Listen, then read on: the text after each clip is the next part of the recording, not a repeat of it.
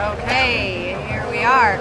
I'm Cannababe Amber Chase, the official pop princess, and I am here at Seattle Hempfest 2009. It has been amazing.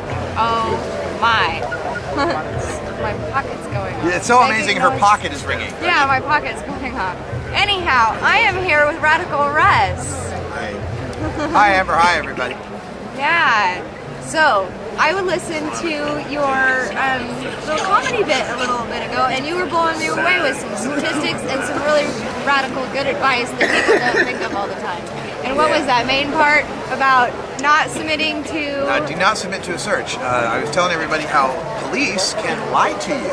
Legally, they can lie to you, they can tell you lies. And one of the ones that they'll do is they'll tell you, oh well, you know, I think you've got pot on you, and if you show it to me, if you take it out, show me what you got, we'll go easy on you. Well, number one, if you take it out of your pocket, you've just given up your Fifth Amendment rights. You've just given up your right to not be searched. And number two, if you show them evidence of a crime, they will arrest you. That's what they will do. Yeah, will it go easy? Yeah, it'll go easier for them because they don't have as much paperwork. The court case isn't as tough. So number one, never submit to a search. And that means not taking stuff out of your pockets, not doing as until you say, no, I'd rather not. I'd rather not search. Number two, you know how all the cop shows and TV movies, you know, 1 out of 12, well, I'm dating myself there. Sorry, hey, old man. But they always say, well, you have the right to remain silent. There's a reason they tell you that, because you do. So shut up.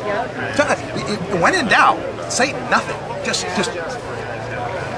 say nothing. Be stupid. It's not a crime to be stupid, or half of America would be in jail already.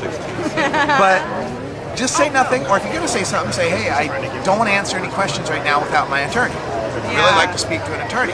The minute you say that changes the law right there as far as what they can do and how they can deal with you. And if they continue to ask questions, that becomes ammunition for your lawyer to be able to get you off the charges and keep you from having a criminal record. Very important advice. Yeah.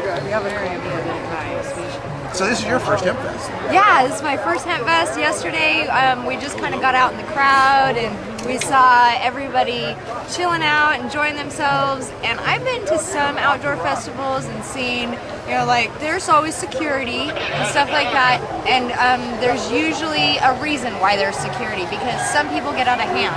And I did not see anybody get out of hand yesterday, even when we were packed shoulder to shoulder out in the crowd. Were you in that traffic jam heading south? I was too. in the traffic jam. I tried to help people, encourage to move this way and that way. I got through it, and some people didn't. Well, no, they got through it, but they slowly. Yeah, we were there. How long? It was like 30 minutes. They survived. 30 minutes or so that we were standing, literally cannot move because there's so many people jammed in this one little pinch point park. Yeah, but that's been fixed. It's not like that today. There's wide open space and directional traffic going on, and it's But the reaction of the people is the amazing thing. Is that there was no people getting out of hand, pushing and shoving. A lot of tempers. There's some joking. Some people, because there was one girl that was doing the bullhorn, saying, "Thank you for helping. Thank you for you. Thank you." And this one guy's, "You're welcome. Can we go now?" There was that. It wasn't bad. But I was commenting on this earlier. There's a lot of people here, and some trash gets falling out and whatnot. But I'm seeing other people pick it up and put it in the trash receptacle. They got the guys here that work at Hempfest, these volunteers that go to the trash bins and sort it out from the trash into the proper recyclables. Like you'll see how sometimes people will pick out cans or whatever to recycle them, but no, these guys are picking out the paper, the used paper plates and putting those into the compost, pulling out the food, putting it where it belongs, and pulling out the plastic. Wow, I didn't realize that. Yeah. I didn't realize that. That's what goes on at dedication. And is it true that all these people on the stages, they're volunteering their time? The bands, the comedians, the speakers. Yeah, as far as I know, no one's been paid to come here. I'm not. I've been coming here for 4 or 5 years now speaking. You just do it because when you're telling the truth, you can't help but tell people. You want to tell people. Pardon me. Especially after all of the nonsense that we see on TV all the time. Yeah, there's a lot of misinformation and stuff that really irritates me, like especially around when 9/11 happened and, oh, if you buy marijuana, you're supporting terrorists. Yeah. No, if you buy marijuana, you are probably helping grandma down the street. I always like that. Yeah, if you buy marijuana, you're supporting terrorists. Well, wait a minute. What if I'm growing it in my backyard? I'm supporting nobody but me. This silly argument. You know, the drug czar is using it again now. This idea that now with the Mexican drug cartels and all the violence that's going on there, it's like, if you smoke marijuana, you're supporting the Mexican violence. It's like, so let us grow it here. I smoke brickweed. Yeah, only if I I smoke smoke Carol brickweed. Seedy Yeah. skinny No, brickweed. if you're a pot snob, you're not dealing with any of that. Well, now that's not true. See, I go back to visit my family back in Idaho, and there's the cousin-in-law who's like, hey man, you got some smoke, because I don't drive with it anymore. I don't go with it anymore because kind of high profile, you know. Why make it easy on them? But anyway, we get back to Idaho, and then the cousin's like, yeah, I got some Round Town Brown. Round Town Brown. That sounds like a basketball player from the 50s. What the hell? Round Town Brown. You know, what the hell is that, right? Yeah. No, it's like, no, I can't smoke that. I don't want to support a cartel. So yeah, don't, you know, you can do without weed. You get to the point where you smoke so much of this good Pacific Northwest weed where it's like, you can do without the brown. You can do without the brown. Don't just say no to the brown. Just say no to the brown. Totally. Yeah. That agrees for sure. Woo. Definitely. So you have a podcast. Just an internet radio show, basically. It's recorded. It's about an hour long, 55 minutes long. You find it at stash.normal.org. Write that down. No wwws. Forget the W's.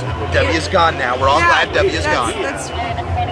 Stash.normal.org. And what it is a daily podcast. It's kind of like, I had one person explain that it was NPR for stoners. I'm like, well, okay, because I do the news, right? I tell you what the news stories are, but I also give you my opinion on it at the end of them. Like, if there's a news story that comes out that says, marijuana causes cancer, I'll come at the end and say, well, no, actually, the evidence says that Dr. Donald Tashkin has shown no conclusive link between lung cancer, chronic obstructive pulmonary disease, or any type of head and neck cancers. In fact, regular marijuana smokers who smoke between 10 and 20 years regularly have a reduced risk of head and neck cancers compared to people who have never smoked at all. Never hear those on the headlines, do you? That's the kind of news you get at the Stash. And then we do interviews. We get people like you on, we get musicians, artists, a lot of politicians. I've interviewed Barney Frank and Representative Cohen out of Philadelphia. He's the one pushing the medical marijuana bill in Philly, and all sorts of people. So there's that kind of stuff. And we got a tune. We got a daily toker tune. We play some pop music, you know, from, you know, unheard of people, kind of podcast, you know, underground, self-made sort of artists, you know, good stuff. But the good thing is we got this live talk show coming on too, Normal Show Live. This will be on Labor Day weekend is the debut. Saturday nights, 9 Eastern, 6 Pacific. You can go to live.normal.org. Again, no W's, just live.normal.org.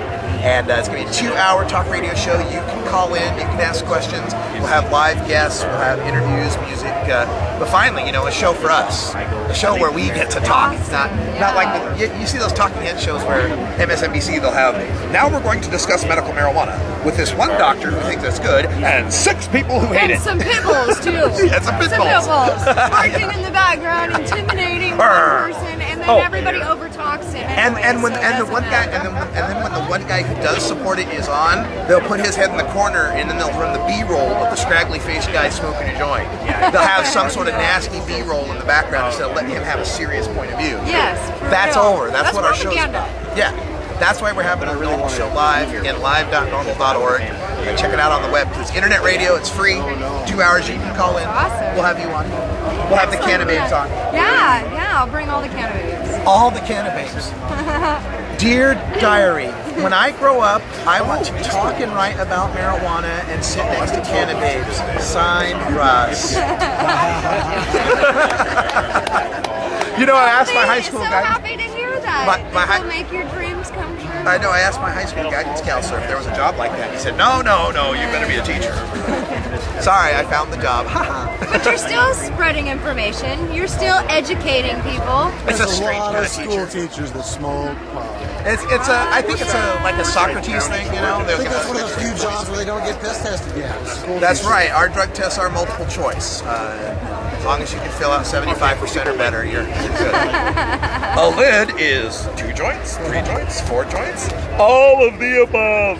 Okay, you're in. Finger sack in 1987. For your younger viewers, a lid is a measurement device, measurement standard that we used to use back in the day.